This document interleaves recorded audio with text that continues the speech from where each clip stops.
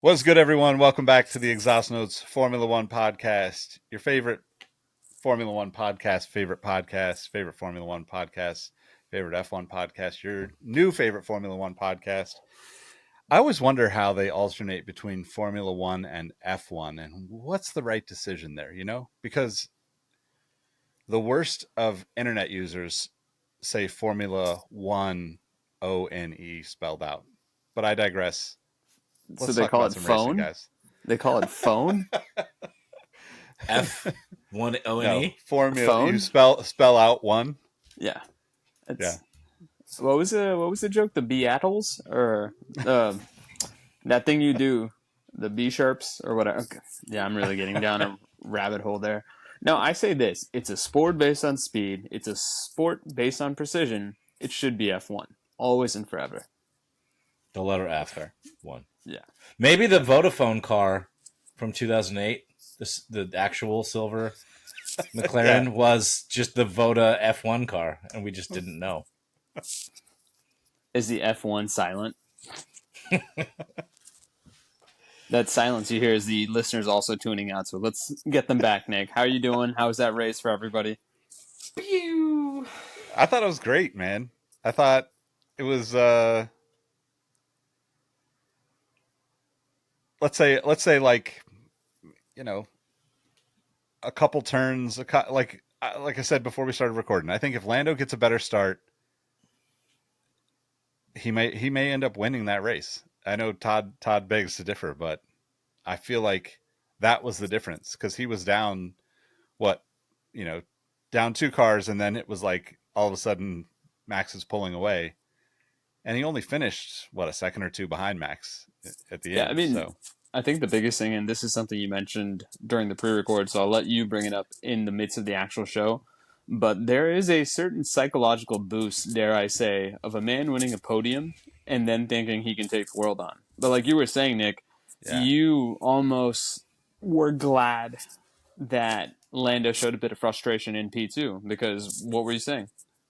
yeah. I mean, I think that the best and most competitive drivers slash athletes slash everyone that competes, whether that's in business or anything, they kind of wear it on their sleeves, right? Like the heart is out there at all times. And I think Lando has had this kind of fun loving, low key character of himself up until winning. And then it's like you get a taste of victory. And he even said after the race, it was a terrible start on his behalf, right? Commended the team, and the pit strategy was pretty solid. It seemed like so. I think visibly the visible disappointment on him, as much as like I'd rather see him win, it was really encouraging to me because it almost feels like he now like has had the taste of it and has a little bit more of a chip on his shoulder, and like he's got to go out there and perform because people know he's capable of it, and we know that the car is capable of it. So I mean, it's hard to say whether or not he could. Obviously, we could debate that all day whether he could have won the race with a better start. But that start was insane. I don't know if you want to talk about it, Todd, but that start was just insane. Yeah, that was the best part of the race, which is sad to say, but like we don't have high expectations for Spain anyway. Although I will say that like for Spain, using that as a qualifier, that was actually a pretty good race. There was Yeah. a lot of like midfield battles and stuff, and like some interesting passes in corners that you don't really see passing in. Um, so that was good. But yeah, back to the start. The I'll use the same pun again, but the rocket fuel they put in Mercedes, um, whatever they did to George's car. I know that there's like a long run from the start line to turn one, but like that start. Sorry, I just got distracted by Rohit picking up a baby. And not a real baby, a doll. Shout out Coco Melon. Always Um, watching. yeah.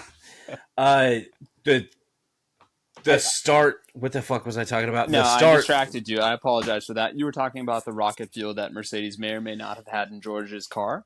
Yes, George's start was. It didn't even look like he got a better jump necessarily than Max and Lando, but like once they hit their second engagement, uh, on the start. Like his car accelerated so fast that it looked like the other two were standing still.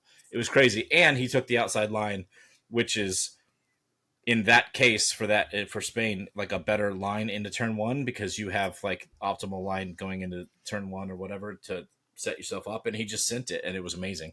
So probably the coolest start of the season so far, I would say, with a three And wide battle going into turn one. yeah, and the reason why he has that speed in that line is because obviously Lando is so focused on Max, put him into the grass a little bit. Put him into the dirt. But, Yeah. yeah, both those cars are slowing down by not focusing on going forward, right?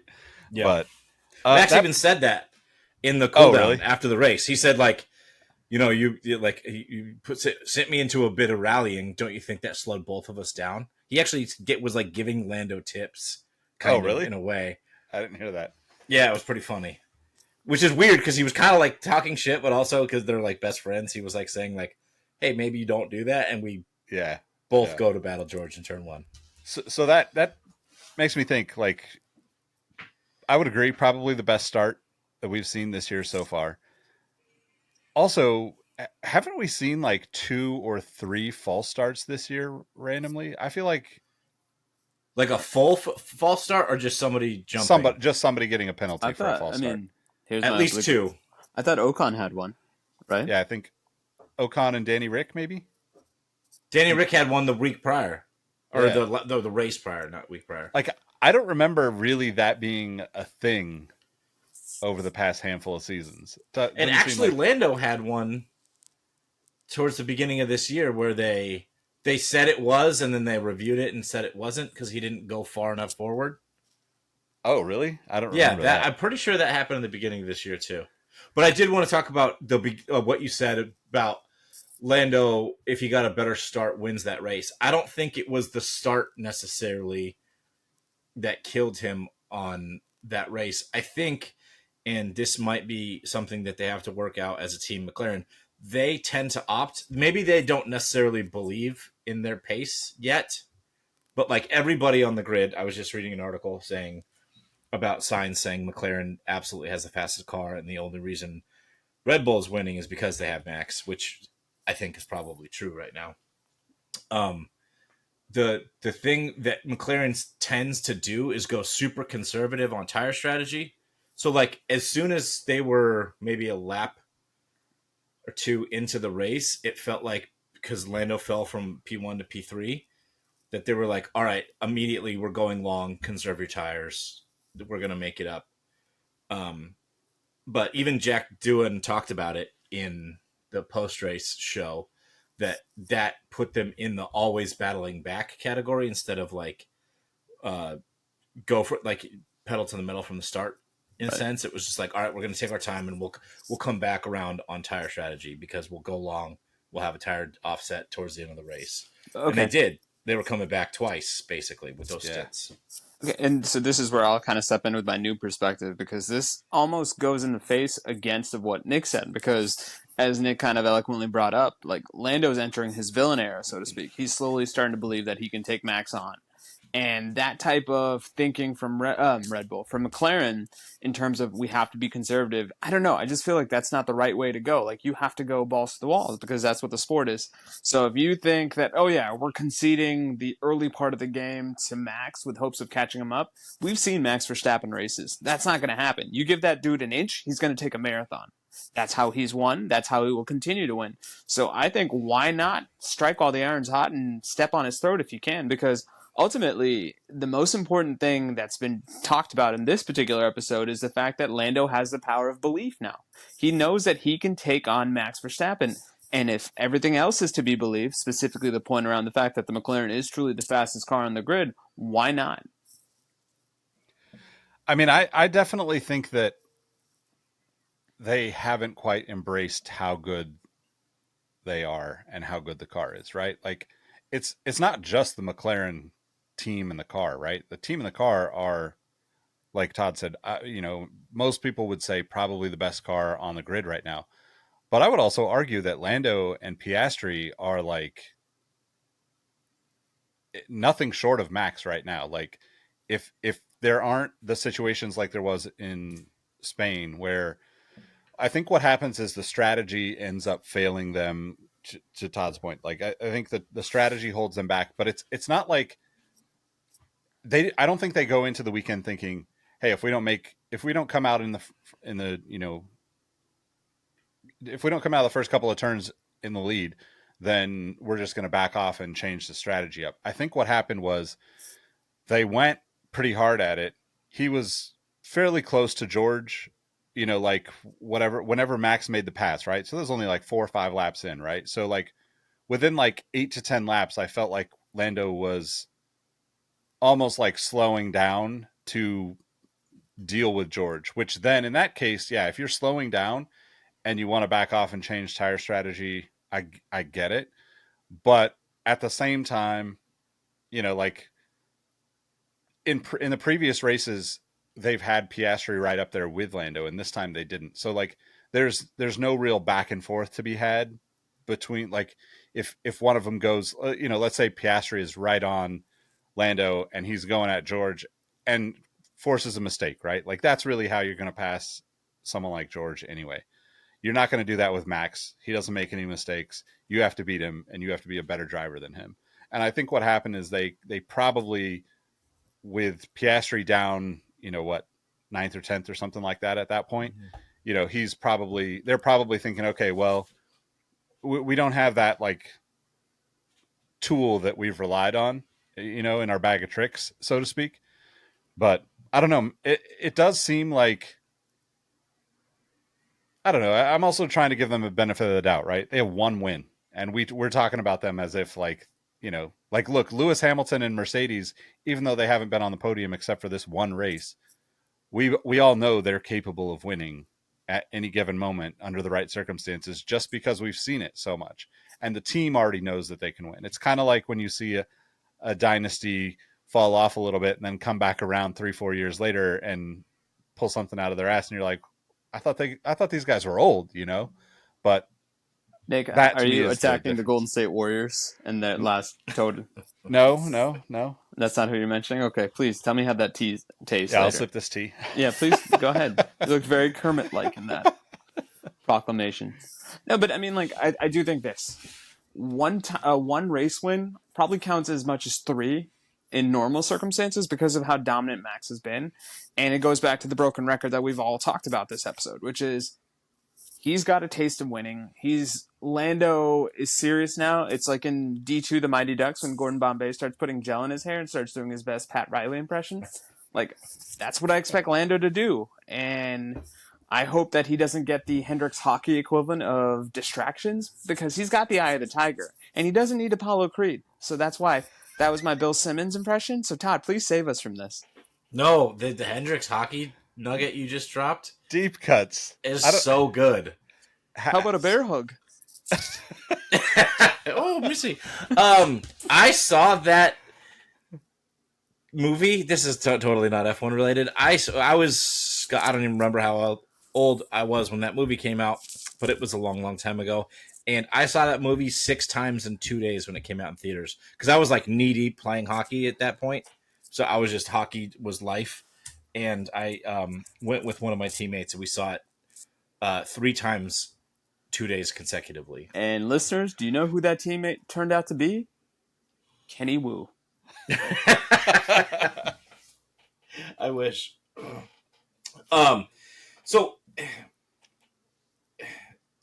I'm a little hesitant, maybe just because of the dominance, to say like that Lando is by all accounts there and on Max's level right now. I think it's been a good stretch, but I want to see this continue for the rest of the season. Like everybody, like even when teams are at the top, Mercedes did it for the longest time. Like, oh, all these other teams, they would have an off weekend. And by off weekend, I mean they didn't win by 20 seconds.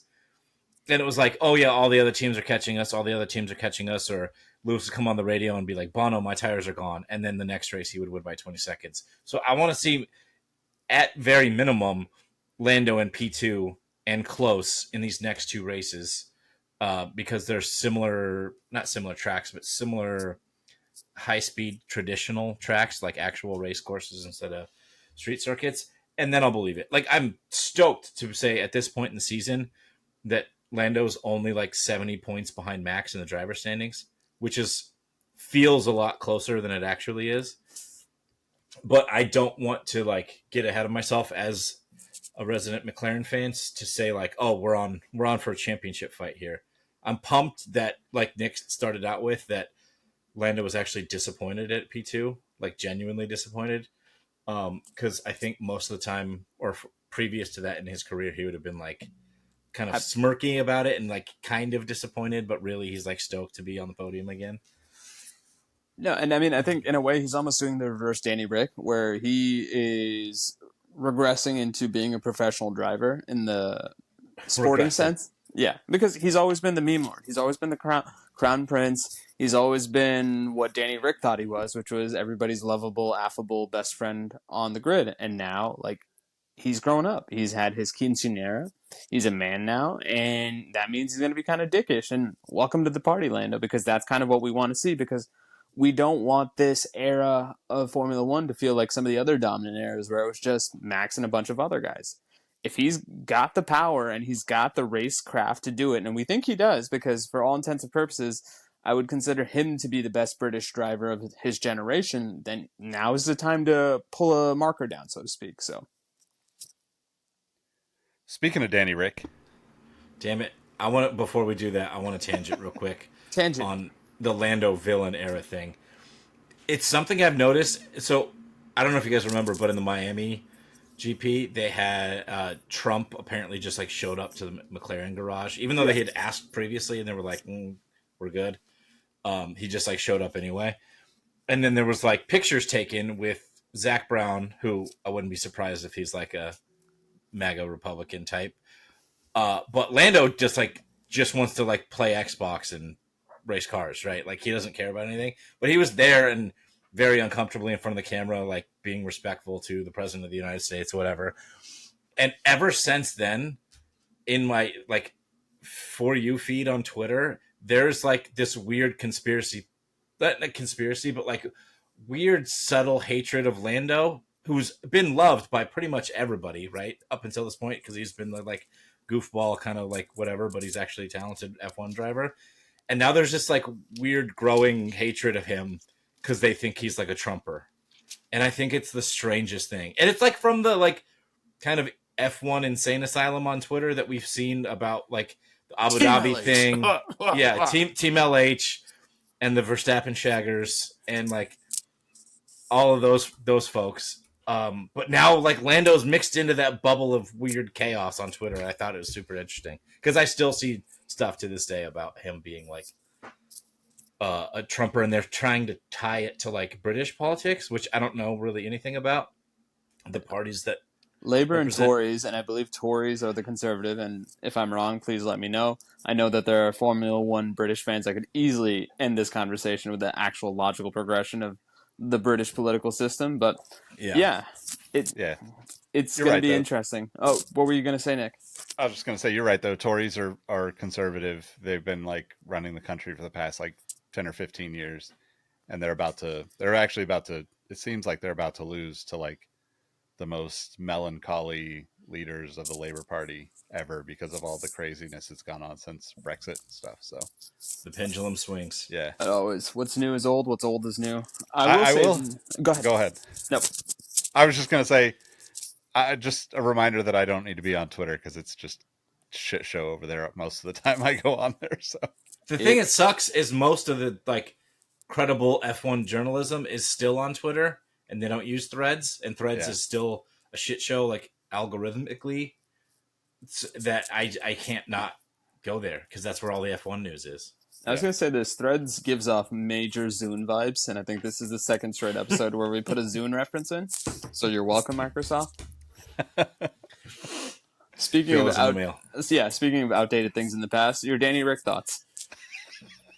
Oh, it hurts. It hurts because it's true. So it sounds like as of today or yesterday, Dr. Evil Helmut Marko was talking to some Austrian newspaper again, probably spouting off some racist shit. but also basically confirmed that Danny Rick is out and Liam Lawson will be in potentially mid-season as early as July. So not this triple header, but maybe the next. It, the interesting thing that like coesses perfectly with that is I think Danny Rick heard that personally because this last weekend in Spain he had not without a fight written on the back of his helmet, as in like he knows that he's losing his seat and he's trying to pump himself up, whatever. I don't know. So my first thought is this, and I'd love to get both of your takes on it, and I'm glad we have a podcast to explore these feelings about each other and these topics. If I'm Danny Rick, I'm slightly annoyed because what has Checo Perez done that he has not to ensure yet another seat? I mean, Whatever you Checo's- say, I'm ready with it. But I is know. he? Checo still ends up finishing easily significantly higher than Danny Rick, right? Like even But he's got even easily even in the significant same more cars, machinery, right? though, Nick. Like that's the thing. I mean, for all intents and purposes, Red Bull has 4 seats on a 20-seat grid, right? They've got a fifth of the grid, and it almost seems now that one of their seats will always be a carousel in terms of anybody can get on if they want, and if they stay on, good for them. I don't know if carousel is the right thing, but like previously we saw this with the second Red Bull seat, and now at least I think they figured out that hey, we should have some amount of stability in the main team, but that second seat now on the Cash App, Arby's, Red Card, MasterCard, whatever the hell corporate sponsorship they have this week, like that should be the open seat, but I still don't think he was that bad. Like, I don't know, Todd, can you, because I think you probably have the best mind for this, how similar was his performance to Nick DeVries last year, right before Nick was gone? Well, Nick was substantially worse Okay. compared to Yuki. I think he also, I think he was kind of like starting dead though because by all accounts, nobody wanted him on the team except for Christian Horner, and Christian Horner kind of forced his hand there and got Nick DeVries on the team. And then so he was screwed from the start there. But like in your comparison to Checo to Danny Rick, Checo's or Danny Rick's floor, I think, has been a lot higher than Checo's, I guess I would say, but his peaks, Danny Rick's peaks, are a lot lower than what Checo will pull out every 6 to 7 races. And I mean that like, I don't know. I think if you put them in the same car, or if you put Danny Rick in that second Red Bull seat, I think he's probably going to perform slightly better than Checo, but I don't think that he would ever have that, odd race or two a season winning instead of Max. Okay. I think does Checo have any wins this year? 1 maybe. I don't think he has any this year, if I remember correctly. No, maybe I'm thinking about the beginning of last year. Anyway, I don't think that Danny Rick would be doing any better than Checo. And also Checo brings in like $100 million sponsorship from Mexico. And that fact is undefeated. If you're always going to bring that much money to the table, we've seen now enough of a sample size to say that that is probably the most sticking aspect for somebody to retain a seat in Formula One, even if they have shown time and time again they're either on the decline of their racing career or they never really had it, and they were, as the kids say, a nepo baby. I mean, Hi, Lance Stroll. I knew that was coming. I had to tee up my guy. So yeah, there's sponsorship money there, but I also think that, not to get into the Twitter conspiracy theories, but I also just think that it doesn't really matter. Like they chose Checo because he doesn't speak up and say, he doesn't cause any unnecessary dimming of Max being the shining star. And as much as Danny Rick may or may not be about equal as a driver, he brings way more attention away from Max as the guy on the Red Bull team.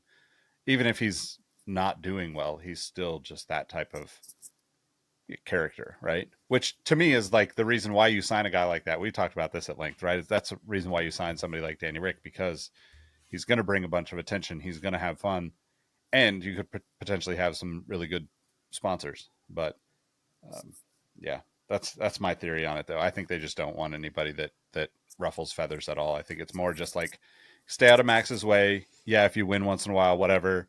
But most importantly, just don't piss Max off, and everybody will be happy.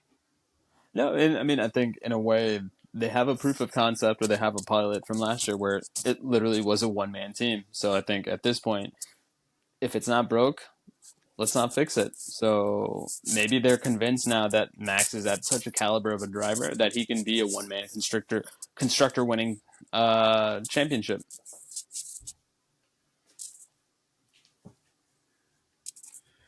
All right, let's talk about what's the game that you play with the chairs, musical chairs, musical driving. Is it Skibbity Toilet? That felt like a long time to get to. Skibbity Toilet. Can you explain the intricacies of I still Toilet? don't know. I'm literally using my form and my platform to have and I even forgot what the new generation is called. New generation, explain to Grandpa Rowe what Skibbity Toilet is, and I'll give you 10 minutes of airtime in the next episode to talk about whatever you want to talk about. It's Generation Alpha. I just had to Gen look Alpha. that up. Yeah. It is Alpha. Okay, perfect. Great. Which Can't wait to meet so... Generation Beta. Yeah, I feel like they should have just skipped Alpha and gone there, because that's sure as hell what kids feel like today. Right. So we are going to talk about the musical chairs. So what are you thinking, Todd? Did you have any juicy bits of gossip that you wanted to discuss with your two favorite people? As far as seats are concerned, no, I think we could just run through it. I don't have anything. Oh, I did see a rumor before we get into that. I don't know if it's true or not. I tried to throw it in the Discord and see if we had any other takes on it, or anyone else saw anything else. But I did see a rumor that Logan Sargent may have signed an IndyCar for next year, which totally makes sense. He's marketable. He's American. By all accounts, he's not a terrible driver. He's not Latifi. Come on, man. Shout out it's been a bad year for Canadians. Like, let's leave Nicholas alone. Wait, what happened else? Aubrey. Oh, Aubrey. Aubrey and Edmonton. Yeah.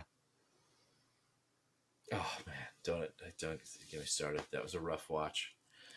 Florida man. This might be a little bit of a left turn, but since you said Florida man, you had quite the Twitter post in the Discord around Danica Patrick and lizard people. I don't know if you wanted to. Oh shit! We have to. How did I not think about talking about that? So everyone's least favorite F1 TV or Sky Sports TV presenter, Danica Patrick, is kind of like, and this is weird because we're talking about politics again, but she's like a hardcore right wing, almost QAnon level conspiracy type person. And she has her own podcast. And the latest episode of her podcast, she had on a person, I don't even remember her name. We're not going to give her the benefit of the doubt, but that's actually. I have the top 30 talking points. So whenever you want to punt to me, I'm going to just list off, or better yet, this is what we do. We'll have our normal discussion, and then every 2 minutes or so, I'll read another one of the things that was considered a highlight of that podcast. How about you just, you go through the top 10 now, and then we'll start talking driver market talk, and then you can just try to drop those in there as we need. Okay. So this is, I think, done chronologically, so this does not imply a top 10, but I've already scrolled and have found my favorite one. And the favorite one is Justin Bieber will accidentally shapeshift on stage in front of thousands. The audience will have their minds wiped like a Men in Black situation. That's how they suppress the truth. Follow that up. So I just So- want to emphasize that this is not satire. She has this platform and thought it'd be a good idea to have this lady on her podcast and Elizabeth talking about April. this. Oh, you gave the name away. It's okay. Uh, in a serious sense, they were talking about the lizard people and this whole crazy conspiracy thing that we're controlled by aliens or lizards or whatever the fuck. And it when is. we So, say lizard peoples, it's specifically reptilians, and they are the ones to blame because they're the ones that invented money to control us. So speaking of money controlling us, where do we think the silly season's going to strike next? Well, I just like to point out that as much as Todd bags on Canadians on this show, Rohit also like went out of his way to choose the Justin Bieber as the top insanity. If only there was a choice sensitive of- Canadian in our life that is not going to hate this episode. Well, I have to say, Trevor responded to your post in the Discord with the perfect response and basically says, even if there were no Formula One podcast in existence, I still wouldn't listen to that Formula One. he actually podcast. didn't. He said podcasts. He didn't even classify yeah. it to Formula One podcast. Even better. If Well- podcasts has stopped, he wouldn't listen to that. Well, I would consider podcasts a technology of sorts, and according to this podcast, people are getting murdered over free energy technologies. They Yeah. sure do. I like how Keith, who's a member of our Discord and not an F1 fan at all, somehow chimed in on that post. Was like, "Holy hell, I gotta hear this." Is that Also, one of the points on that list that stood out to me was, want proof? Google it. Like, how do you present all of these insane theories and just say, I found it on the internet. You go find it yourself as your proof that it exists. I could probably Google right now how Esteban Ocon is actually a rat and driving an F1 car. First of all, ladies and gentlemen, I didn't know we had a Florida man amongst our midst with that butchering of a pronunciation. You I saved mess that up for- one name. You saved that for me. That's my corner. Everybody knows that. Okay, we'll keep sprinkling in reptilian wisdom here and there, but let's go over the seats that we know for a fact are filled.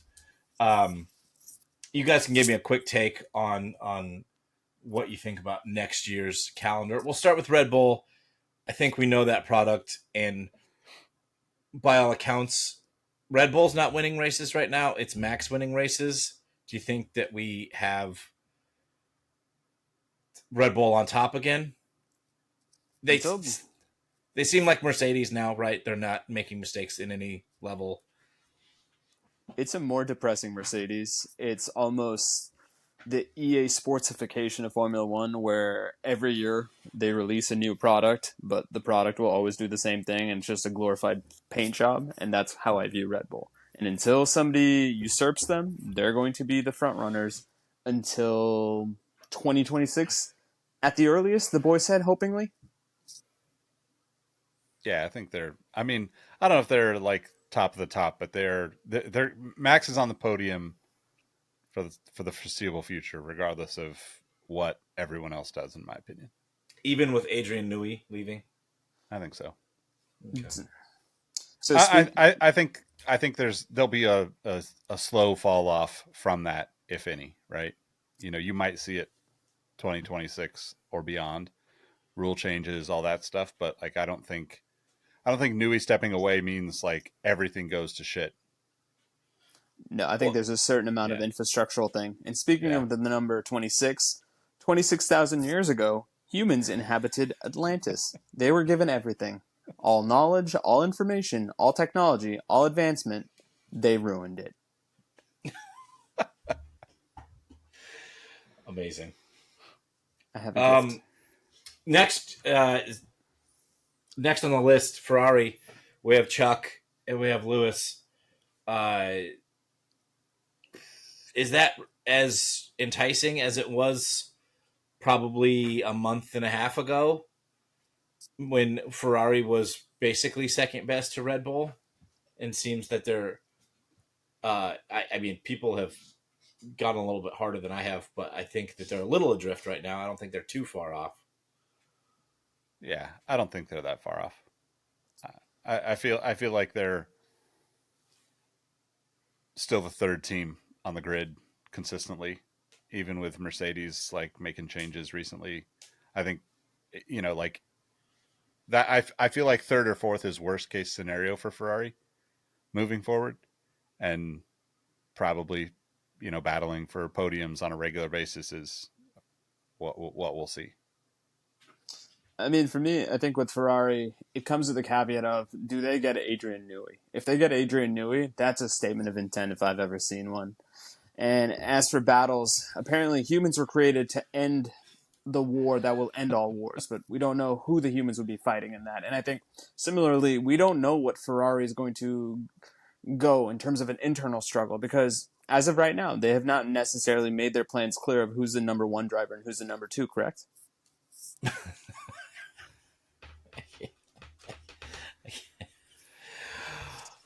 So I don't think.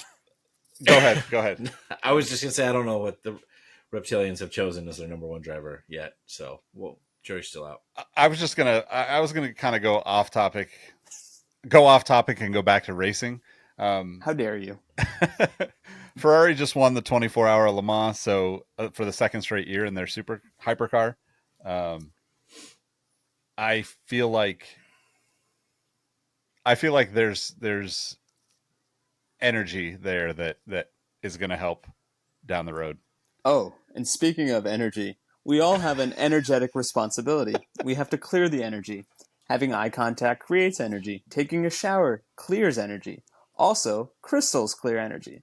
And one more point around that manifestation, because to your point, Nick, we have kind of seen Ferrari take a shot in the right direction in terms of professional credibility. They've done really well in almost every other race form that we can think of. So in my mind, that's almost the idea that Elizabeth April talks about in the podcast, where if you think about something, you can manifest it. For example, Elizabeth April thought very hard about a basketball. Then later, she was walking past a basketball court, and lo and behold, what did she see? A basketball. Well, speaking of manifesting things, I'm going to go on to 2025's World Championship team, McLaren, with the driver pairing of Lando and Oscar. I don't think either of them are reptilians, but we don't know. They could shapeshift. Do we think that Lando, or we know where Lando is right now, and we think he's probably only getting better? I, for one, think Oscar's still kind of a step off of him, not only in qualifying pace, but race management things. Do we think next year is really their year to battle for Constructors' Championship? I would say so. I feel like Oscar's a half step behind. He's very close, but yeah, kind of young mistakes. And I really do think that we probably see Lando get a couple of more wins the rest of this season, and next year we probably see Lando get 5 or 6, maybe even more, and we probably see Oscar get his first win. I mean, maybe even into this season, but I would say next season for sure. So I think human race, much like Formula One races, are an experiment, and we live in a prophecy planet. And I think the two of you made a really good prophecy. And I will say this: it's not a hot take I'm willing to put down in the 25 cents, but I would not be surprised to see at least, let's say, 3 podiums next year for McLaren because they are trending in the right direction. And ultimately, we are what we are, and human beings are once again used to end the war of all war in universes. Oh my god, the aliens inhabited me with that last one. So let me take a second to reboot because we as humans can reincarnate anytime we choose to. So Todd, who do you want to look at next? We're going to go over to the Silver Arrows, and who is probably definitely a reptile or whatever, a lizard person, George Russell, the hall monitor, and to be determined for that second seat. By all accounts, it's going to be Kimi Antonelli. Who do you see going there? I mean, I don't really see anybody else filling that seat. Ocon's a non-starter for me. We know. Sorry. Sorry, Ro. No, Um, don't apologize. but is there anybody else that like you could see going into that second seat at Mercedes? Nobody else currently on the grid seems to have any links to that. See, the thing I worry about with regards to Mercedes is there's this unrealistic expectation that whoever this new driver is, they're going to be obviously indicating a new era of Mercedes racing, but I still think they will be fighting for third. And it's one of those things that whoever they choose, they have to choose carefully because sometimes in order to take care of others, you have to take care of yourself. And if you give too much without receiving, you can burn out. And right now, that's how I feel Mercedes is. They're giving a lot of people hope that, hey, this seat could be yours, but nobody's really clamored for it yet. So I'm just worried that they're going to burn themselves out and we're not going to really see the best of them until 2026. You know what's kind of insane? I can't tell if you're mixing in these reptilian puns into what you're saying, or just because you always have such a way with words that I don't know what is a line from this highlights of this podcast and what is just all Ro. So So this is what we're going to do, listener. For the official cover art of this podcast, we're just going to list these talking points, and you can follow along at home and try to figure out what makes sense and what doesn't make sense. Yeah. I mean, who is even a possibility for that Mercedes seat? It should be Carlos Sainz for all intents and purposes, But right? for one year. Yeah. I mean, here's the thing. We always joke about the fact that Formula One contracts are not worth the paper that they're printed on. And for that reason, it looks like it's going to be 1 year. But you're telling me, in my hypothetical situation, because this is a simulation, like all aspects of our life are simulation, if Carlos Sainz goes to that team for 1 year, and let's say he gets a podium, do you really think he's going to give that podium up to essentially go to what many would be considering a rebuilding job with a new paint kit in terms of going to Audi slash Sauber slash whatever the hell they're going to be called at then? Because I think if he goes into Mercedes, he's not going to want to leave. either way, I think he ends up at Audi. No, There's I just think too we're many, right. too many links. But Yeah. like, what would you rather do for that year stint? Go to Mercedes or go to Williams? I'd go to Mercedes if I'm able to get a win. Then to me, that kind of cements his career as one of those guys, and dare I say this because I don't want to take an unnecessary pot shot at Danny Rick. He's the guy that we thought Danny Rick was going to be in terms of he'll go to a different team, he'll put a good shift in, he'll even win them a title. Or not a title, I'm sorry, a race. And that's very exclusive thing to do nowadays. So I think I would rather do that. But Nick, what do you think? Do you think he should just do the Williams thing? Because I know you're a big Williams fan. It's probably your second favorite team, I would think. I mean, if I know I'm going to Audi, I'm just going to Mercedes just to see if I can add points to my career, right? Like the like hopeless romantic in me would love to see him go to Williams and like actually help the team make a comeback, but I just don't see that as a real priority for him. So to that point, like I also just don't think it would make sense for Williams. They get a great driver for 1 year, but like what does that really do in the long run? You know, like you're not gonna turn around a team with one driver in 1 year when you're, you know, bottom of the grid. So this is where I think just him being on that team for 1 year is going to help them out because it's just going to give them a preparedness that they wouldn't have because they usually don't attract the level of driver that Carlos Sainz is. And the best way I could compare this to is when Elon Musk first joined us, because A, he's a modern day Da Vinci. He's also right now helping us prepare to join the Galactic Federation, gentlemen. And I think in this simulation, Williams is us in the Earth, and the Galactic Federation is... I've lost the plot, guys. Why am I keep doing this stupid gimmick? Mercedes. Please take the mic away from me. Is this the Galaxy Federation International of Automobiles? Like, is there an It could be. FIA of the Galaxy that we're See, that's where I'm clearly not on the right waveform, so I'm not sure. But I will say this, that 5G radiation is dangerous. Which is why these race car drivers, like aliens, use spacesuits. A lot of clothing companies have created radiation-proof clothes. We just haven't had that access to it. But you should have your house painted just in case to make sure that the radiation doesn't come through. Well, um, much like the radiation you just talked about, I'm sure the owner of this team is dumping radiation into the ocean somewhere. So moving on to Aston Martin. The clothing And- company link, I like it. Yep.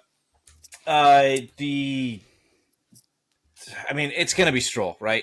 If Stroll is not on Aston Martin next year, I will get a tattoo of Lance Stroll's signature on my body somewhere. Could it be a lizard person wearing Lance Stroll's racing suit, aka the space suit? He could be a lizard. I'd actually be more more convinced that Fernando Alonso is a lizard at this point, because he is 44 going on 24 with his physique and his reaction time and his skills behind the wheel. So I don't think there's really much to talk about there. It's going to be I mean, Stroll. that's another one of those things that if we are living in a entertaining simulation, that would be another spot I would consider if I was Carlos Sainz, because then you can do kind of the Spanish thing with with Fernando Alonso, and really by keeping Stroll in that seat, it allows us to consider a subject that is ironically the subject of Elizabeth April's next book, which is what is anxiety really? And for me, anxiety is Lance Stroll getting another year on the grid. Is it anxiety ridden though? He can literally do whatever he wants, and he either blames the team, blames the car, But or that blames causes the other us driver. anxiety, because just when we think he's hit that nadir of professionalism, we're like, they can't bring him back yet again. He goes ahead and does it again. And like the lizard people, he's just very hard to kill. We should play a game one day of comparing Lance Stroll to the other drivers on the grid in like a would you rather type of situation. And we say like X driver with X car from this year, or like a car from 2012, or like whatever the dominant car was, right? And which driver would you rather have? That'd be a fun game. Yeah, we should definitely do Because that. I feel like there'd be a lot of more debate than we would think. So Lance, I don't know how I'm going to turn this into giving Lance a little bit of credit. We haven't heard a lot from him this year compared to last year. He's been a little forgotten, maybe. I don't know. So I have a possible explanation for this, Nick. Because first of all, I don't know if you guys know, there are 12 dimensions. The internet is a dimension because time doesn't exist on the internet, and you can talk to people in Sweden. So clearly Lance has friends in Sweden. But the thing is, once you've gone through all 12 dimensions, you get a choice. You can either go back to being a source and rejoin the universe as an all-knowing, omnipotent, sentient thing, or you can start your own universe as your own source. Also all-knowing, also omnipotent and sentient. And for me, I think Lance is more the former, and he's finally achieved that level of transcendentalism where he doesn't really want to draw much attention to himself because he's become this thing that all of us should aspire to be. I'm going to change the way I say omnipotent to omnipotent and see where that takes me. It's a very innovative way of pronouncing. Okay, moving on. V-Carb.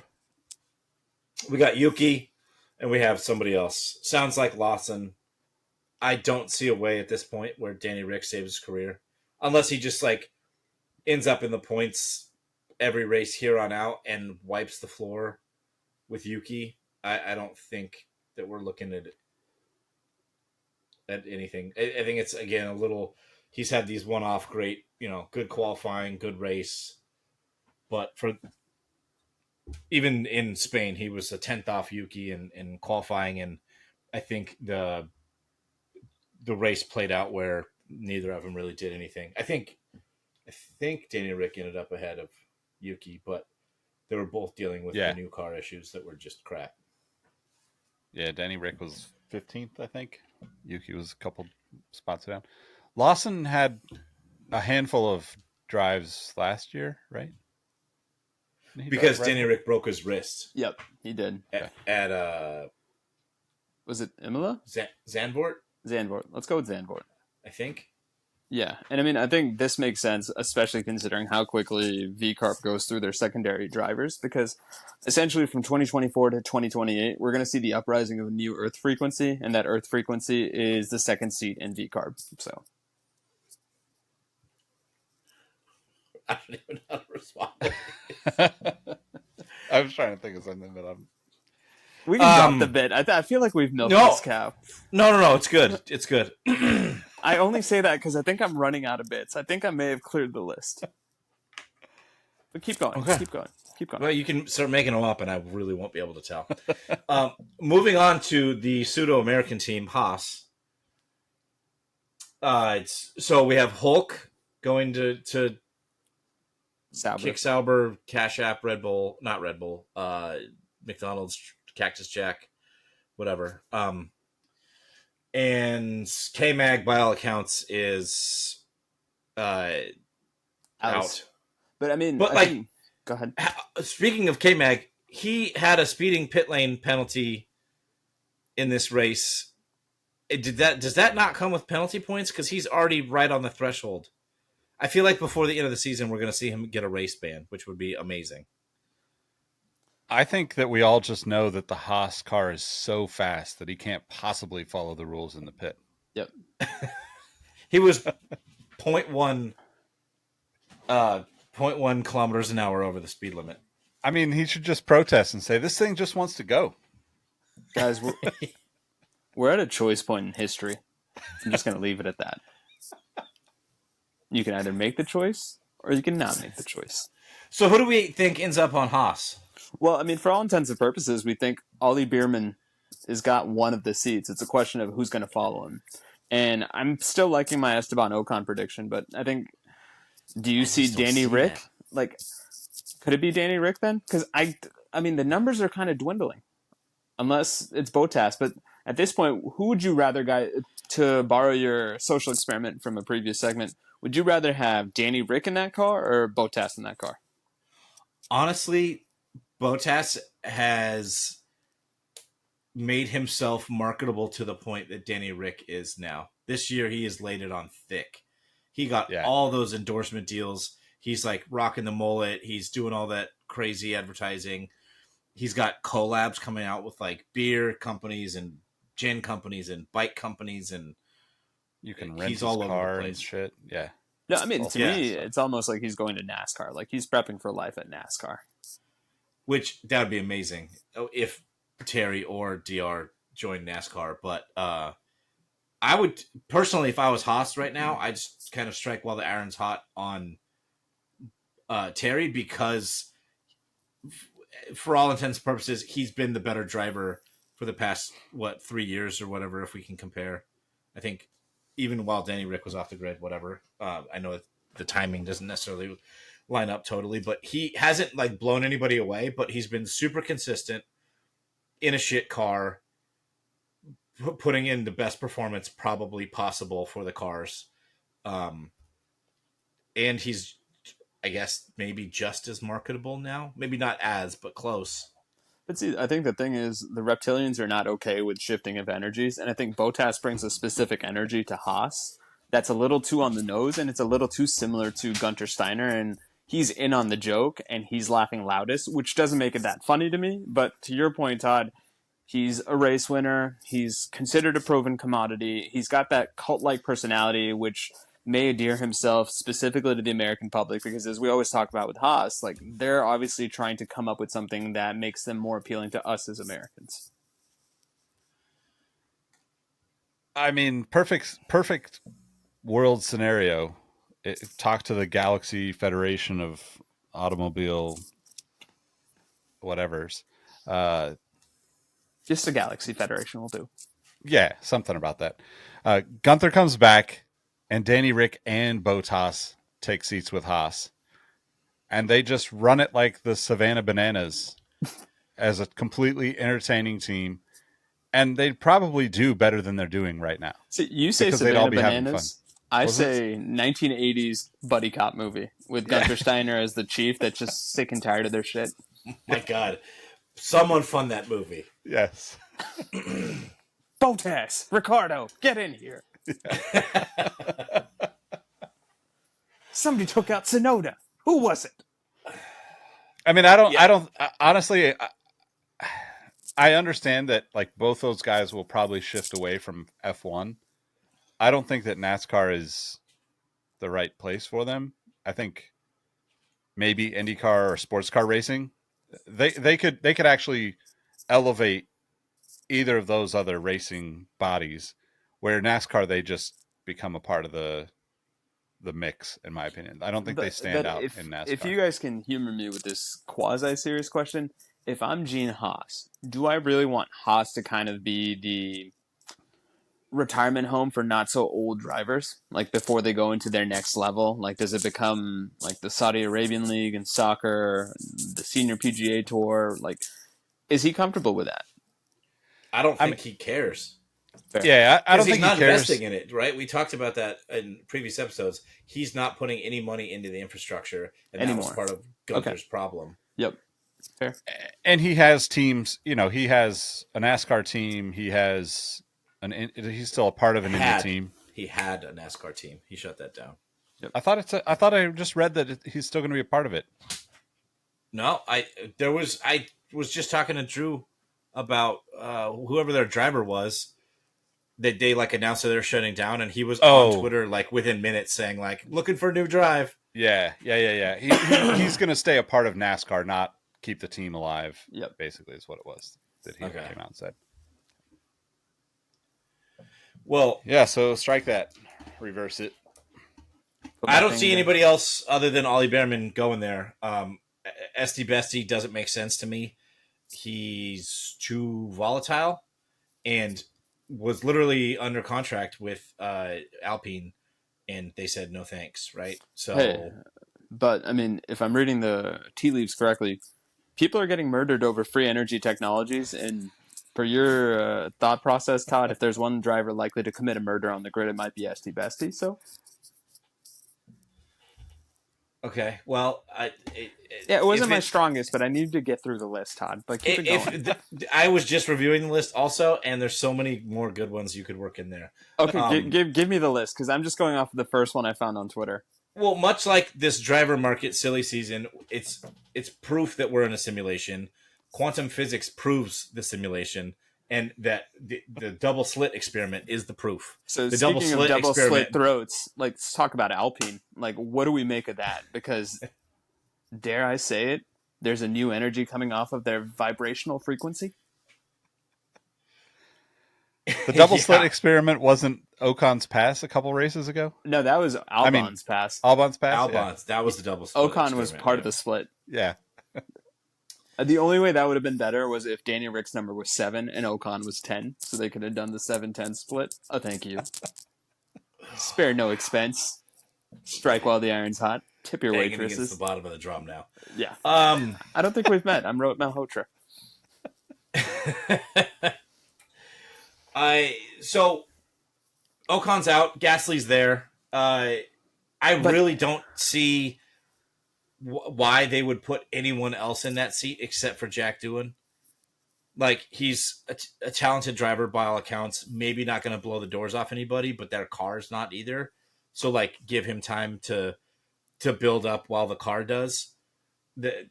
There's been names linked to that seat, including our boy Joe, which I don't understand at all, unless he's dropping a bag on them, which I could see. Yeah, but and also Terry. Yes, but in modern day parlance, you don't die; you go back to source. And wasn't Terry at one point at Renault? Because I feel like Renault is really the retirement home for people that need a facelift or a change of scenery in Formula One. Terry went from Williams to Merck to who else is at Renault? Because anyway, sorry, I digress. Maybe I'm thinking about it and manifesting it. Maybe that's where Terry ends up. Well, you can choose your source or whatever, 12 frequencies or whatever you said. The 12 dimensions. There you go. Yep. Do you guys have any other thoughts on Alpine? They're a dumpster fire, and they had like a positive weekend where they like kind of... Second consecutive weekend where they finished 9th and 10th.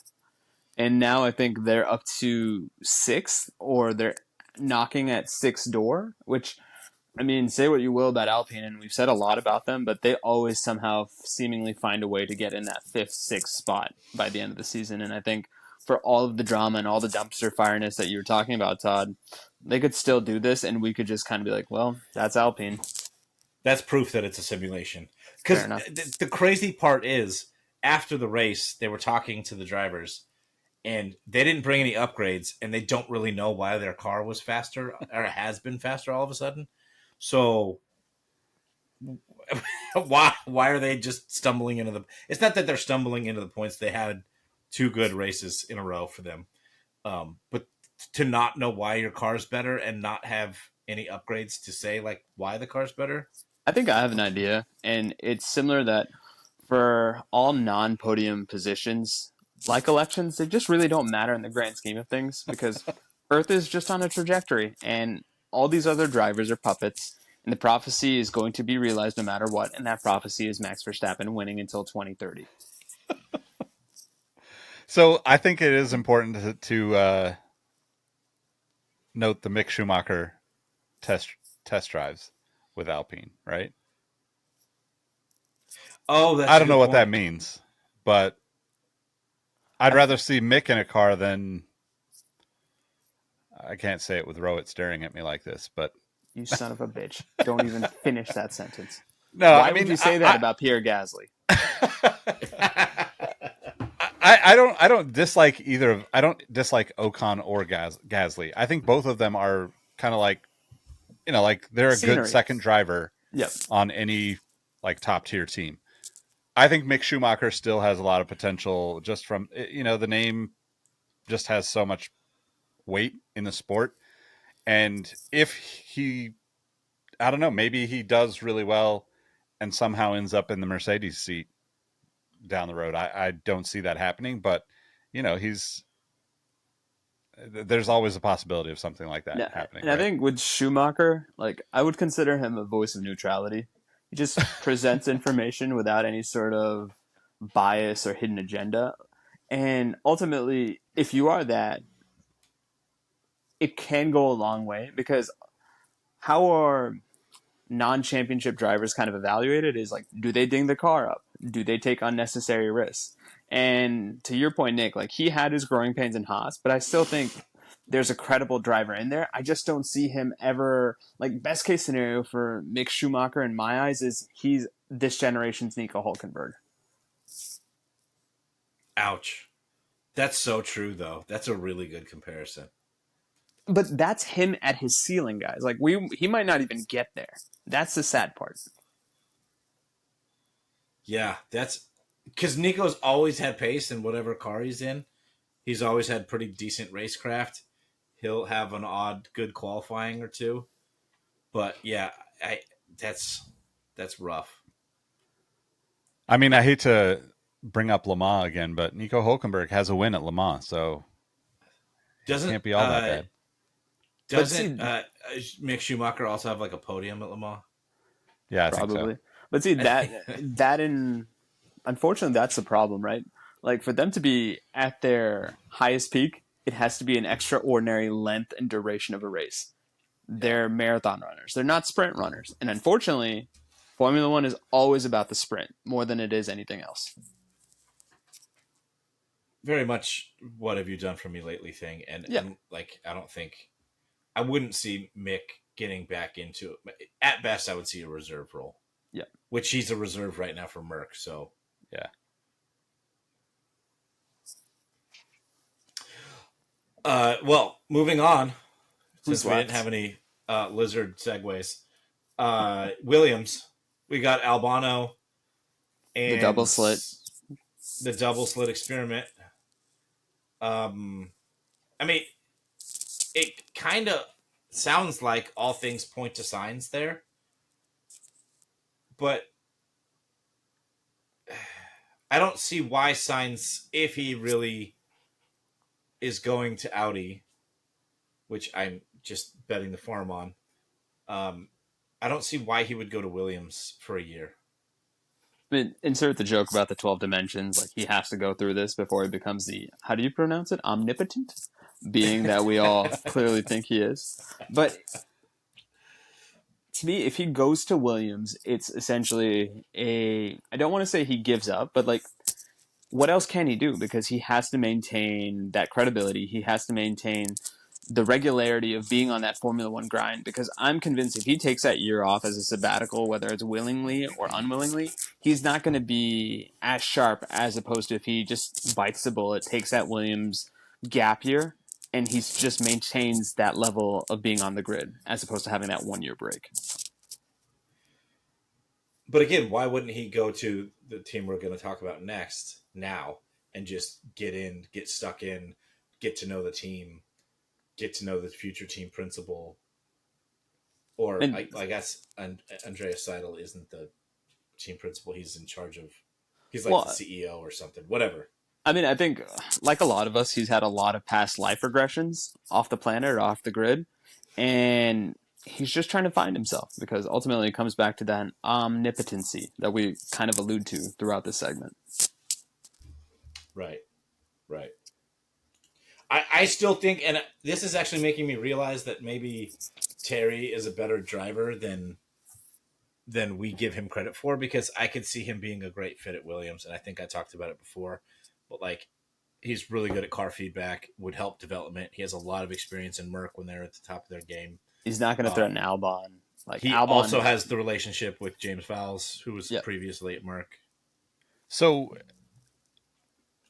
if Bottas goes to Williams, signs with Sauber for. Yeah. I So mean, they I know just- that's the team that's progressing into Audi, right? Yeah. Yeah.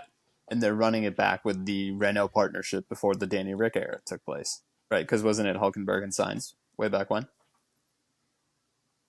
Was it Hulkenberg? Oh yeah, he did. Wow. He when Sainz left Red Bull or Toro Rosso, I think it was at that time. Yep. He went to Renault. Renault for a year or two. Yep. Before he joined McLaren. And he jumped to McLaren because Danny Rick wanted Renault.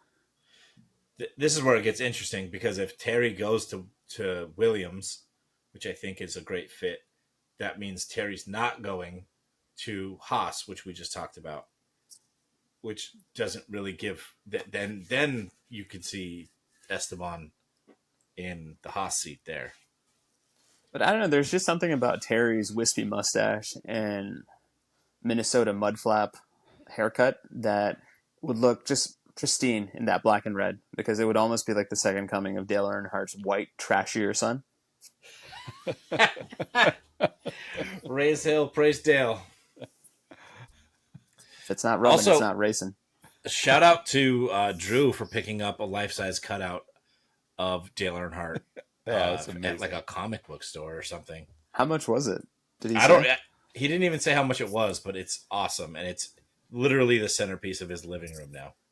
Gentlemen, if you can give me a tangent. So my freshman year of undergrad, one of my roommates had a James Dean cardboard cutout, and we would hide that thing everywhere and anywhere, and we would just tape people's reactions to it. And there was nothing freakier than getting up in the morning and seeing James Dean in the shower.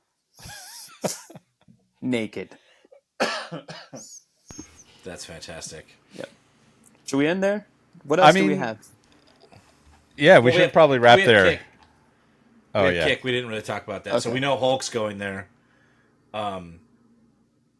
There's like the other seat is wide open. There's Joe potentially staying there. There's Terry, Carlos Sainz, Esteban also. Ricky, Danny Rick. I don't see that. Well, actually, maybe to save his career in some fashion, go there until they boot him off for another. No, I was going to say this. In the immortal words of Jalen Rose, keep getting them jacks, playa. But like, why would Andreas Seidel, who's again, I don't know if he's the CEO. He's not the team principal. He's like above that in the hierarchy of there. But like, why would he take him after his shit show at McLaren, of which he was the team principal during Danny Rick's tenure there? Yeah, but I think it essentially will tell us a lot about how Haas sees itself. Because I think if they go to Danny Rick, it's a cop out in the sense of, hey, we're not prioritizing racing, we're prioritizing stars, and we're just looking to get funding, we're looking to get a commercial viability. that of all the other drivers you mentioned, including Terry Bottas, I think that's the one thing Danny Rick will always have over that laundry list of people. It's just he's the most marketable, he's the most charismatic, and I was talking about Sauber though. oh, Sauber, sorry, same. The lizard people have taken over my brain. They have. Yep. They have. Yep. Well, I will leave you with this line of wisdom. If you're in the vibration of abundance, you get to emit that vibration to the world and change the frequency of the planet. Mic drop. I mean, I do want to double down on something that Rohit said earlier. I feel like we can collectively agree to have one thing in common with Danica, and that's that we are a voice of neutrality presenting information objectively. We're clearly not biased in any way. So tell your friends to listen to the show, join the Discord. You can find the links in the description, and we'll see you next time. Speak for yourself.